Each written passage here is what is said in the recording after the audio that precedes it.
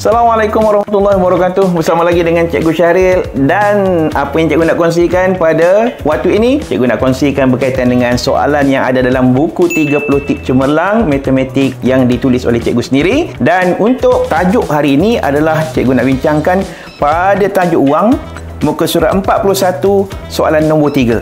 Cepat-cepat cari buku tengok. Okey, apa soalannya? Soalannya adalah tentang wang. Macam mana kita nak bundarkan wang? Soalan ini nampak senang sangat, tetapi ramai yang silap apabila membundarkan. Baik, contoh soalan ini iaitu bundarkan RM5,432.10 kepada ringgit yang terdekat. Macam mana kita nak bundarkan? Ingat, bundar ada 6 cara. 6 cara. Iaitu cara yang kita boleh gunakan sama ada kita nak gunakan kaedah Q, kaedah arrow, kaedah tulang ikan. Banyak. Yang biasa digunakan di sekolah apa dia? Kaedah miskin kaya. Betul? Baik. Tetapi cikgu nak kongsikan hari ini kaedah circle ataupun kita bulatkan. Now, untuk bundarkan soalan yang melibatkan wang, tips yang pertama, kita tengok nilai wang yang ujung sekali, nilai ringgit yang ujung sekali, okey, sebelum sen. Dan kita bulatkan dengan jiran sebelah kanannya iaitu nilai sen.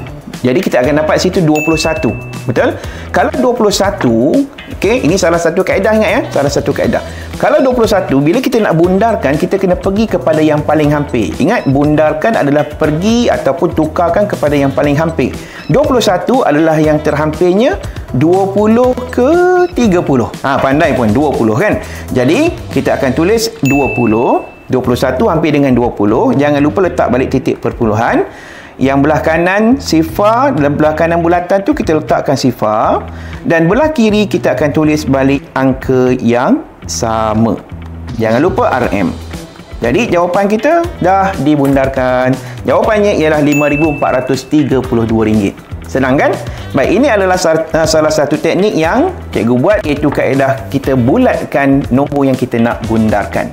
Baik, jangan lupa dalam pemudaran ada banyak teknik. Ini adalah salah satu teknik yang cikgu ingin kongsikan.